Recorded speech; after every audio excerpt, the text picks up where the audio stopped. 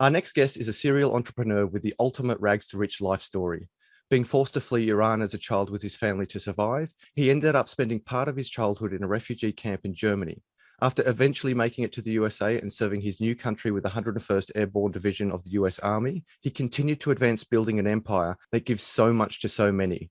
Today, he is the CEO of PHP Agency Incorporated, a financial services agency with over 12,000 agents in both the US and Puerto Rico.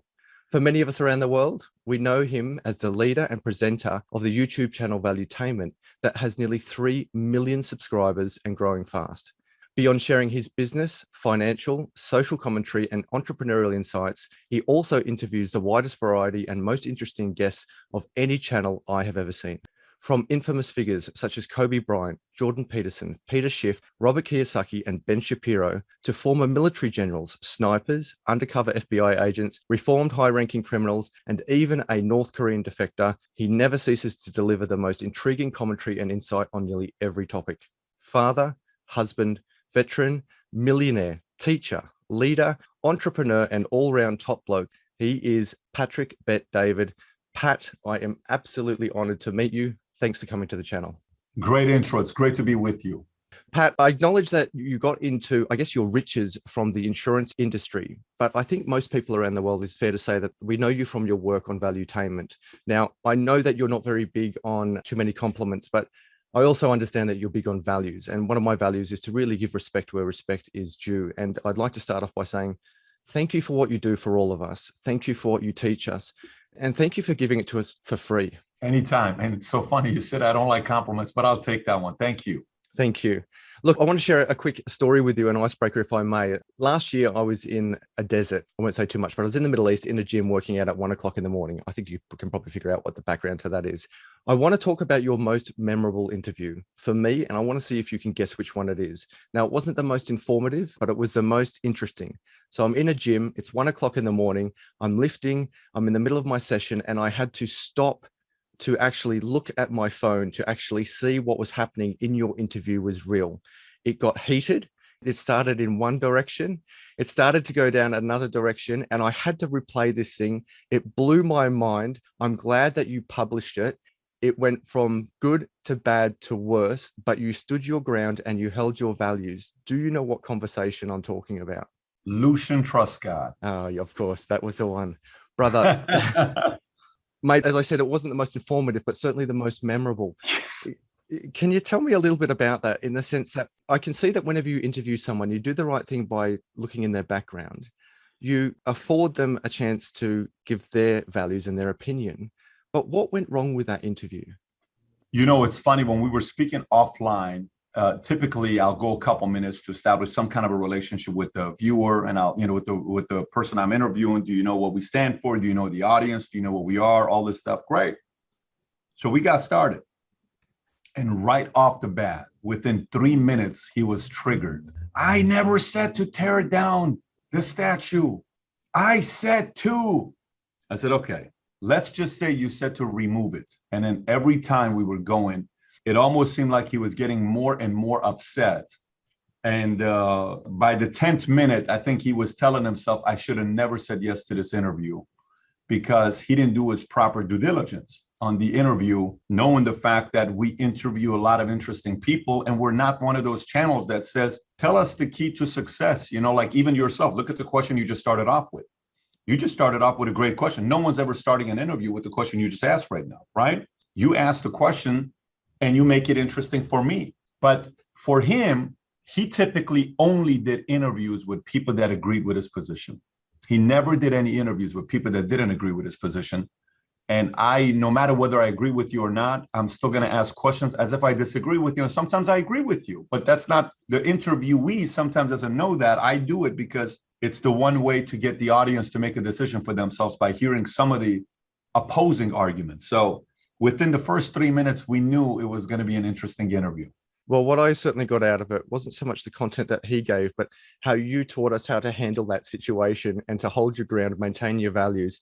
And really, in the end, just as you described, you do what you do. They're the guest in your house. I am curious, though, did he ask you to take it down? Did he ask you not to publish that video? No, nothing. And by the way, there was a lot worse stuff that we didn't publish it. I mean, At the end, when you saw him say what he said, it went for another 10 minutes like that. We just cut it. He would not stop. But then I said, if we show more than that, it's going to be a humiliating situation. I wasn't going to do that. He went into some very bad places that would have hurt his character. I'm just going to leave the last part and not the rest of the 5-10 minutes. Well, it certainly interrupted my workout session, but I had to stop what I was doing. I had to put my phone on the dumbbell rack and change what I was doing so I could actually see it.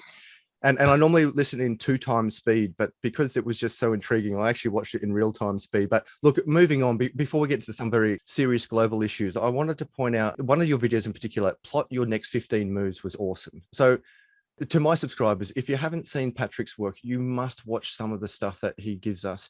In many ways, you're my mentor. In many ways, you have taught me a lot of things that I thought I should have known, stuff that I should have learned in university and in my degrees and my masters.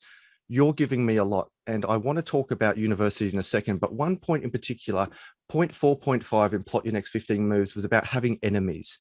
Now, do you think the bigger you become, the more enemies you attract? And in that video, you also mentioned it's almost part of the journey. Is it inevitable to have enemies? Yeah, it is. It's so funny you say that. Last night we were having sushi with myself, Adam, Mario, and Kai, and we were talking about enemies. And I said, the challenge about enemies is the following.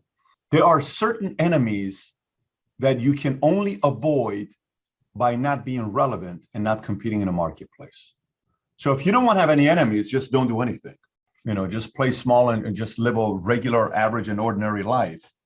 But if you do that, your biggest enemy becomes the man in the mirror or the woman in the mirror, because your spirit is furious with you for you not wanting to give your best. So there's nobody worse that's going to be your enemy than yourself. Now, let's talk about the second kind of enemies. You decide to go into real estate. You decide to be a podcaster. You decide to go and do insurance, investment, stocks, bonds, digital media. You decide to go into pharmaceutical sales. You decide to do, engineer coding. And you want to be the best at it, one of the best at it. You go in. You're going to piss people off because you're going to take market share away, attention away, eyeballs away. They're going to bring up your name. Some of the old timers are going to hear about your name. They hate being compared to you. They hate saying, well, how about this new guy? Oh, they hate it, right? They can't stand it because you're taking that away. You can't avoid that. That part you cannot avoid. Now, then there's the third kind. The third kind are the kind of enemies that should be avoided, but you, due to self-inflicted comments or things you did, you created those enemies. Now, if they're intentional, more power to you. For example, let's just say if Meghan Markle goes out there and says what she says, and she intentionally wants the royal family to be her number one enemy because she wants to get 100 million plus views so she can get that $110 million contract with Netflix to set up her next career. Now she's living in Montecito next to Oprah Winfrey and everybody else. Well, you knew what you were doing and it was intentional. But if you're not doing it intentionally, you just made a mistake and gave birth to 7 new enemies that you could have avoided. You have to be careful of creating those enemies. And I will tell you this, the most dangerous types of people you'll ever face. Most people think, oh my gosh, I have to worry about that guy that's working so hard. I have to worry about that guy. I have to worry about that visionary. You don't have to worry about those guys at all. The people you have to worry about as competitors and enemies are extremely ambitious, lazy people. Those who are extremely ambitious, they think big, okay? They think very highly of themselves. Like, you even see them walking around like a little bit pompous, arrogant. You're like, why do you look at me like you think you're better than me? You haven't done anything crazy with your life. But in their mind, they're better than everybody else. They're ambitious, right? But deep down inside, they don't want to put in the work. They think big. They're visionaries. They have big ideas. They're talented. They just don't want to work hard. If there's any kind of enemies you don't want to give birth to, are the lazy, ambitious people. Those guys will haunt you for the rest of your life. They're very weird people on how they are. Everybody else, you can't avoid some of the people you compete. It's going to be normal. I think from what I got from what you're saying is that they can actually drive you to do better, and enemies, in fact, form part of your journey to your success. Can you comment on resilience? I'm wondering, because we're in this touchy-feely society where it's getting so much softer, it links to resilience for me. when people come across enemies, they trip out. And certainly in Australia, we make so many laws where we just don't allow anyone to face anything that's of a difficult nature. Are we becoming less resilient as a society? There's no question about it. There's no question about it. I posted something on Facebook the other day about debate. And I said, one of the greatest things in life is debate. I'd much rather watch a 2-hour debate of the Hitchens brothers debating God, the existence of God. It's 3 hours on YouTube. The two brothers, one's a Christian, one's a Catholic, believes in God. The other was an atheist, doesn't believe in God. You watch that 3-hour debate, you're going to learn more from that 3-hour debate than you would go into college taking a semester in theology, because debate is what we need. And by the time you're done watching that debate, you're going to walk away and you're going to say, you know what, I don't agree with what Hitchens said as an atheist. And I'm an atheist, but I don't think that argument was that strong, because his brother said this, but his brother said something about God, the existence of God and Virgin Mary and Jesus. I kind of like what Chris Hitchens said to that, but you know what, I'm walking away saying, I used to not believe there's a God. I think there is a God. I think there's more of a God today than I thought yesterday. Or you're going to walk away and you're going to say, I used to believe in God. I don't know if I believe in it as much as I do. Great, because we had debate. Right? Here's what debate does. The beautiful power of debate is the following. Put a Democrat and a Republican, let them debate. Put a Christian and atheist. Put a person that believes in pro-life, pro-choice. Guns, no guns. Military, no military. War to protect the country, no war. World peace. Somebody that believes in Apple, somebody that believes in Droid, somebody that loves soccer, somebody that loves football. Put them in a room, let them debate, let us watch it. You know what it does to the audience? It's the craziest thing. So all the extremes who are far right or far left, what a great debate does, it brings us inner. It doesn't bring us all the way in. It doesn't even get us to tip to the other side, but it just gets our extremes to be a little bit smaller and smaller. And the further we get to the center, the more we get to the center, the more reasonable we are. And the more reasonable we are, the easier it is for us to communicate with each other and deal with each other and understand each other's differences. But what looks like that's happening right now with all this sensitivity and the Pierce Morgan and all this other stuff, we're eliminating debate, and it's going to make the next generation dumber, unfortunately. I think you've put that really well, because debate, as you said, it actually brings us together. And if it doesn't bring us all the way together, it at least gives us empathy where we can understand what the other side is saying and perhaps why they're even thinking it. I get a lot out of Peter Schiff. So I'm very big into Bitcoin. My channel's primarily focused on money, economics, and crypto. And why I enjoy watching Peter Schiff is because I don't agree with what he says, but he has the courage and professionalism to come forth into the crypto community and say, I don't believe in it for these reasons. And he doesn't get offended when we talk about why we believe in it. And equally, we don't get offended why he does or doesn't believe in gold or what's going to be the future of money. But ultimately, I'm concerned that we're shutting down debate, which results in the shutting down of free speech and democracy, which actually links into what I'd like to talk about now. Two of your big videos, I want to go to a bit of a strategic level, if I may.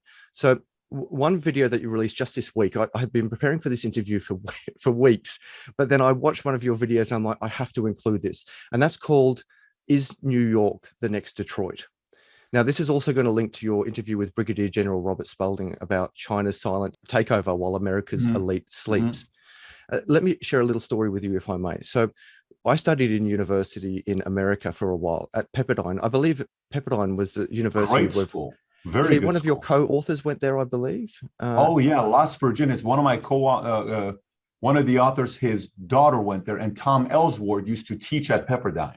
It's a phenomenal university. And a magical campus. I used to dream about that place for a long time after I left. It's over the Pacific Ocean. But one of my classes there, my most memorable classes of all my degrees everywhere in the world, was entrepreneurial studies. Now, my teacher, Richard Phillips, he said, where should we test a product? If we're going to test a new global product, where should we test it in the world? And everyone was putting their hands up with all these recommendations. But in the end, I remember so clearly, he said, right here. This is where we test a new product, right here in LA. And then it goes from there. Now, I'm not talking about a product here. What I'm talking about is a societal view on how things are working. So what was very concerning to me over the last few years is watching people exit Los Angeles, California at large. And it rang back to what my professor was saying at Pepperdine was, this is where we test a product. Now that product in this instance is in fact, in my opinion, political opinion and political unrest. So we saw the mass exodus from California. Then we saw the mass exodus from New York. Then in your latest video, you spoke about the mass exodus from Detroit, where, you know, those stats that you read were just blowing my mind away. The amount of empty buildings, I think it was a 50-minute call out time for police. And then at the end, and then at the end of the video, the most powerful thing that you said to me was, don't let politics get into your family. Don't let the politics influence what your partner is thinking or saying. Is like, why aren't you doing this? Why aren't we doing that? Keep the politics out. My question to you, my friend, is this bigger than just what's happening in America? Is this the erosion of the West? And is it being done perhaps through ideological subversion, as Yuri Bezmenov speaks about in his work? Oh man, it's a scary thought because the following reason. You know, when a kid comes from money, he doesn't understand. If the father didn't raise him right, he doesn't understand how hard it is to make money. I had a guy I interviewed with. He was a psychologist and a planner for families who were billionaires. One of the families was the Templeton family. The family's worth $6 billion. And 16 of the grandkids, I think out of the 16, 15 of them became drug addicts and ruined their lives. And I think one of them that was left, he was working with. And I said, how can you save those kids? He says, it's too late. He says, Pat, the way to save those kids is very, very early. I said, what do you mean? He said, the biggest challenge with these kids is they got everything they wanted. They got the car, they got the house, they got the toys, they partied, they were around other rich people, they hooked up with other rich people's daughters, and they went over this, and everything came easy to them, right? And then later on, you're trying to teach them character, and you realize they never learned it. There's a book I read many years ago called Ultimate Gift, written by a guy named Jim Stovall. It's a story about a guy named Ray Stevens, and he's a guy that goes and works on an oil field. Eventually, the owner of that field dies. He strikes oil. He becomes a billionaire. And then when he becomes a billionaire, he shoots a video that will only be played when he dies. So one day he dies, and his attorney that was his best friend for 40 years, he invites him over to the house, and he says, Red Stevens, not Roy, Red Stevens wants to talk to you. And he puts in the VHS tape. And Red says, if you're here right now, he's going like this. If you're here right now, it's because I'm dead. Okay. And you're wondering what I'm going to do with the $2.2 billion and who it's going to go to. So let me break it to you.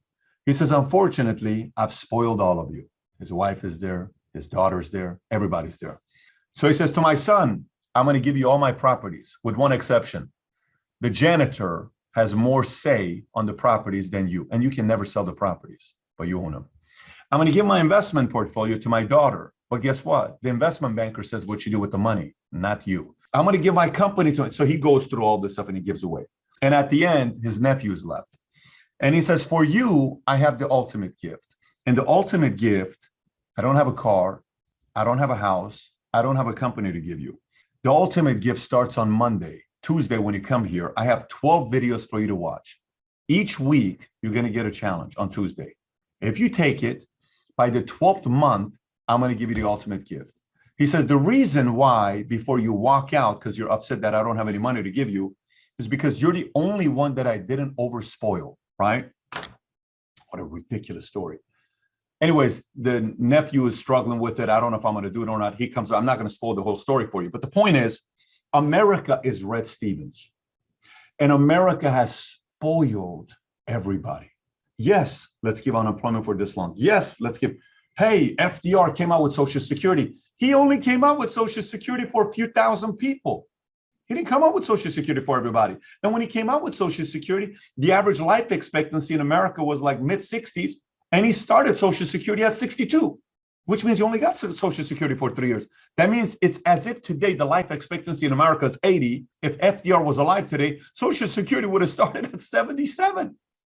But no, today's like, hey, more because we have money, more because we have money, more because America's so wealthy. Let's just keep throwing free money out, another stimulus, 1.9 trillion, another 900 billion, another 1.9 trillion, to the point where in the last 12 months, America in the last 12 months has printed 40% of all the currency America's ever had. Let me say that one more time. 40% of all the currency America's ever had was printed in the last 12 months, which guess who it favors? Those of you that believe in Bitcoin, that's a perfect argument for you. Also gold, but it's a perfect argument for you. This is why the dollar is getting a black eye right now, the more we print. So for me, I am very much concerned when I see an AOC and you go out there and AOC, great marketer, great at telling her stories. And just a year ago, this girl had a couple million followers on Twitter. And today she has 12.6 million followers on Twitter. And she's young. She's a representative of Bronx and Queens. And she has so much say. What does this mean? We didn't have this kind of momentum with socialism 40 years ago. Communism and socialism, the ideas have been around for a long time, since Karl Marx, when he wrote the book. And, Marxism, communism, socialism, those ideas have been around for a while. But today, due to social media, people are looking at somebody and saying, wow, 12.6 million followers. She must really know what she's talking about. Maybe the socialism thing's really not bad. So then that leads me to my concern of, okay, if you live in California, you're not happy where you're at, you go to Texas. If you live in Detroit, they mistreat you, you go to Texas. If you're in New York, they mistreat you, you go to Florida. If you're in Illinois, they mistreat you, you go to Tennessee. So, California, you can go to Nevada because there's no state taxes. The point is, if I don't like a state, I can go to a different place. I have the options. But what if it gets to a point that eventually the federal government that mistreats you? Where do you go to next? That's right. Do you go to Costa Rica? Do you go to Dubai? Do you go to Singapore? Do you go to New Zealand? Where do you go? Do you go to Canada? Where do you go? Where do you go? So, I would be more comfortable if I knew that, like if today, I always say this, if somebody were to give me 10 million people and a good amount of land, a country, we would recruit the most incredible minds and make it very difficult to get into that country, because you would only be able to get into that country that you bring value to the table. And we don't care if people don't like it, but within 2 decades, we would be the place everybody would want to live in, because we would build it right off the bat with certain values and principles to protect. Unfortunately, today, that option number 2 is not very obvious. There are option number 2, 3, 4, 5, 6, 7, 8, 9, 10. But it's not as obvious. So America has the ability to bully its own citizens, because what are you going to do? I dare you to leave America. Where are you going to go? And they're right today. So if a handful of countries took advantage of that, it's like working at Google. Google mistreats you, go to Facebook. But imagine if there's only one Google. Where are you going to go if Google mistreats you? You don't have a choice. They're paying you pretty well. You ain't going to go anywhere else. So America's bullying right now. And I don't know how long it's going to last. I'm always pro-creator, pro-builder. A builder's always going to be wanted in a country. A creator's always going to be wanted in a country. They're never, ever single. Everybody always wants to be with a builder and a creator, but one country or two need to really level up their game today, because there's a lot of talent that could potentially go to them. This is where your work comes into it, I think. So we were speaking about debate before. So certainly at university, debate seems to be shut down so much. Like, you can only have one opinion, and if you go against the mainstream opinion, you're a bigot, you're a racist, you're a xenophobe. And it actually stops debate, and it stops this ability to think outside the box. And that's why we have this kind of push towards socialism, perhaps.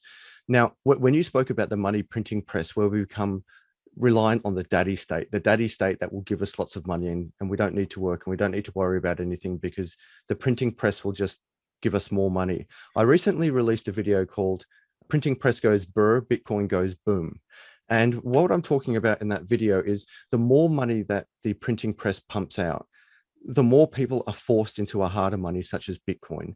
Whether they like Bitcoin or not, it's in 2 ways. What I'm finding now is people are shifting into Bitcoin, not because they think they can buy a Lamborghini, but because there's no other choice.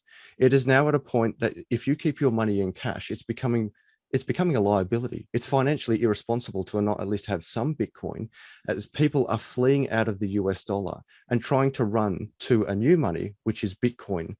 What are your thoughts on the future of money? If America keeps printing it, and America keeps pushing everyone into a corner to go a certain way, and people do flee the states at a national level and then at a federal level going somewhere else, when will it stop do you think there could be a war on the horizon? Oh, I mean, of course. I mean, look at one of the things right now with Bitcoin. They're trying to find out how to regulate Bitcoin. Janet Yellen is trying to do whatever she can to get a hold of Bitcoin. For 5 years, if you see anybody asking me about Bitcoin, watch what's been my biggest concern every single time. They're going to try to regulate it. They're going to try to regulate it. They're going to try to regulate it. That's the biggest thing, because that's what the government likes to do. They like to regulate gold. They like to regulate Bitcoin. They like to regulate anything and everything they can get their hands on to administrate. So I don't know. I think I can tell you one thing for a fact is today, if there's ever been an era where all the Bitcoin people are laughing, saying, I told you so, today's the day. Like all the Bitcoin, pro-Bitcoin people ought to go on Twitter and say, I told you so, hashtag Bitcoin. They have the right to do so because they can say that today. Now, remember how earlier I talked to you about the most dangerous people you'll ever face are lazy, ambitious people? Yeah. Regulators and politicians are exactly that. They're the lazy, ambitious people. They hate the fact that you came up with an idea that you don't need somebody to take care of you. They hate the fact that you don't need a guy in your pocket to finance your election or whatever your campaign. They hate the fact that they're not willing to work 7 to 10 o'clock at night to build a business and go sell it for $100 million 5 years later or 10 years later for $1 billion. They hate that because they're not going to do that. That's not what they're going to do. So what do? They go behind closed doors and say, I'm going to go get power. You want all the freedom? I'm going to be able to push you around because I'll have the power. I make the laws. I'm the lawmaker, and I can make laws to make your life a living hell. That's how they do it. So Bitcoin's biggest enemy is going to be the lawmakers, the politicians, governments that are going to want to get into it. The benefit, I hope Elon Musk supports you guys and stays that way, doesn't go back and forth, doesn't kind of like, because you guys need a very strong supporter on your end to prevent these other guys from getting away. The good news right now is JP Morgan Chase just officially put 35 or 34 job postings online for people that are experts in blockchain. And, quite frankly, Morgan Stanley only put 2 and Goldman Sachs only put 2, but JP Morgan Chase put 34, 35. Everybody's like, what? Wait, what? JP Morgan is hiring 34 blockchain experts? Yes. Why? Well, they're coming out with their own Bitcoin. So the more these stories happens and you have the allies, when it gets to a point where they're facing off the enemies, that's where you benefit. But then you have to also be thinking about, if they come out with their own crypto, say JP Morgan Chase comes out with their own crypto, do you think behind closed doors, they would support some of the politicians to hurt the Bitcoin brand because they're not Bitcoin, they're a different crypto? I don't know. All I'm saying to you is you have to pay very, very close attention to the lawmakers and the lazy, ambitious people, because they're the ones that are probably going to try to make your life a living hell. So with what Robert Spalding was saying about China being perhaps the greatest threat to the US at the moment, in his book and in his interview, I found that very confronting, what he was talking about. So in my opinion, I think we've got this perfect storm. We have the opinions of ex-generals such as Spalding saying China is the threat. We have the collapse of the petrodollar and the US dollar as people are fleeing out. We have civil unrest within the United States and Western nations at large, where we shut down debate and move more to one side and even promote socialism. What is the tipping point? Will there be a war?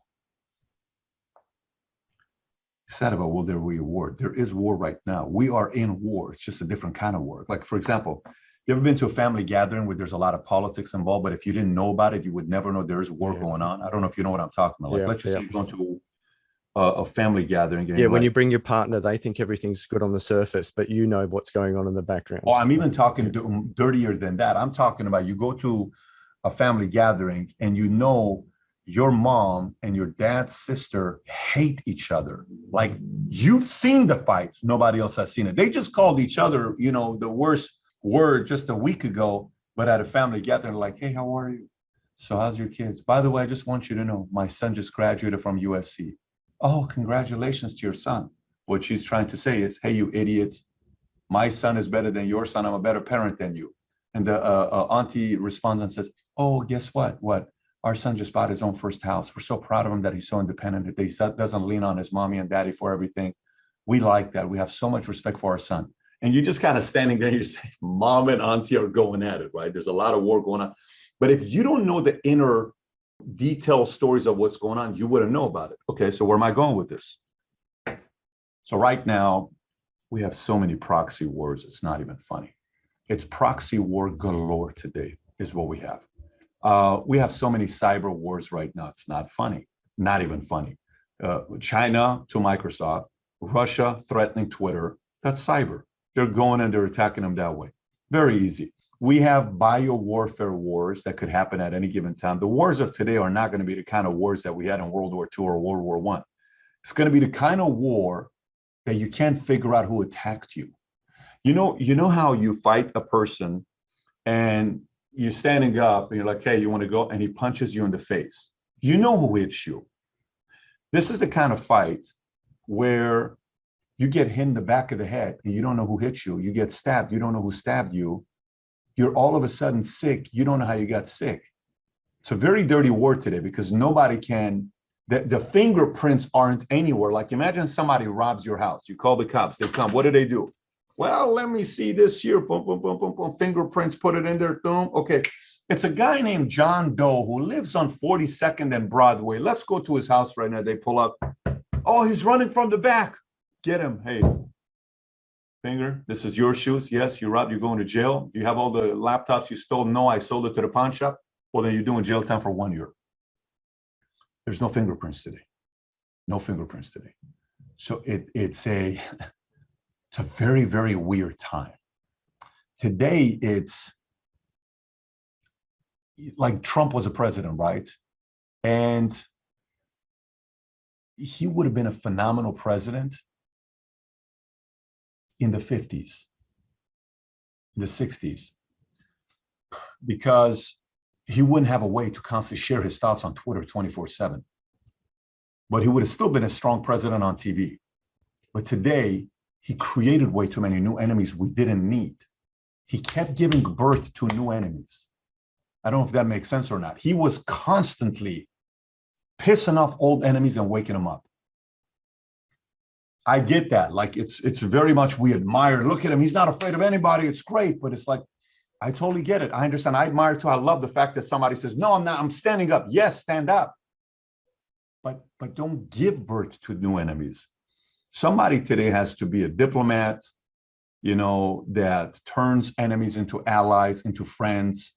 Somebody has to be a synergist today that just kind of calms the nerves. And it's not Biden. Okay, it's not a Biden. It's not an Obama. It's not a Trump. It's not. It's got to be a different kind of a personality. But it's a very, very random, weird time today. Somebody has to be the combination of strength, poise, yet at the same time, their ambitions is to unite and create a environment where there's confidence and diplomacy versus their ambition being, I have to be the most powerful man in the world. That's a wrong kind of a time to be a leader. Anyways, I'm not even making any sense to the viewer. And I don't even know if I'm making sense to you right now, but all I'm trying to say today is it's a lot of wars going on that we cannot see publicly. You can't spot the fingerprints. And it's a time that gives birth to a lot of extreme personalities. And unfortunately, that's the last thing we need today. It's the last thing we need today. It makes perfect sense to me. Unfortunately, it makes too much sense, and it's quite scary, especially as you're saying that in the olden days you could see your adversary. The good analogy is, of course, is that fight. In Australia, we have a term called sucker punch or coward punch, where someone comes up behind you and punches you in the back of the head. You hit the ground, you don't even know what's happened, and I think that is happening on the global stage. In one of your videos, the industry is facing massive disruption. You spoke about 10 things that were restaurant, movie theaters, telecommunications, cars, wallets, retailers, insurance, traditional journalism, college sports, gas stations. But then you put in an 11th one, Pat, and that was really, really powerful. What you said was, given social media and where we are at the moment and the social commentary and the followership from people who may not know better, there is a likelihood that we could in fact see a 35-year-old president of the United States. And when I heard that, it just blew my mind, because I'm like, this guy's dead right. It's dead right, because we've shut down debate in university. We now just live on Twitter and social media. People don't know what's really happening in the background. Mainstream has said, go for this person. So we just do. And before you know it, you've got someone who does know how to use social media. They are young. and influenced by whatever's been happening at university, they have been shut down from debate. And before we know it, we don't have the leader that you just described before that the world needs. I thought that was powerful. Pat, I know you've got a lot on, so if you don't mind, I'd like to close off with 15 rapid questions. Sure. You're familiar with how this works. I seek a one-word answer. Less than 5 is okay, but one is preferable. You can pass on any and revisit if you like. Rapid round. Bitcoin. Not going away. Gold. Get some. The US dollar.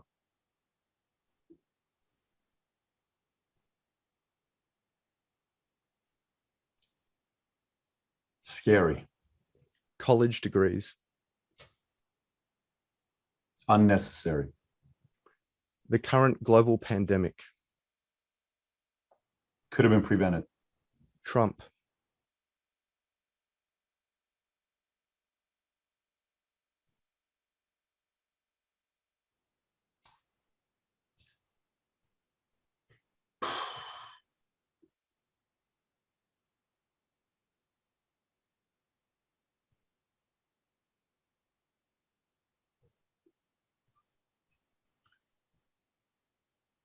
Necessary bad timing. Biden. Not the president. Democracy. In danger. A World War III. Very different. True or false? True leaders are born, not created.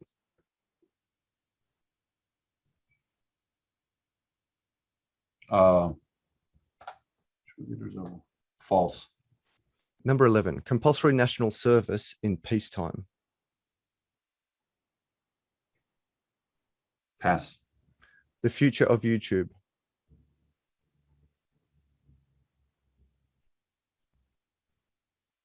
Not going away anytime soon. Your most memorable interview.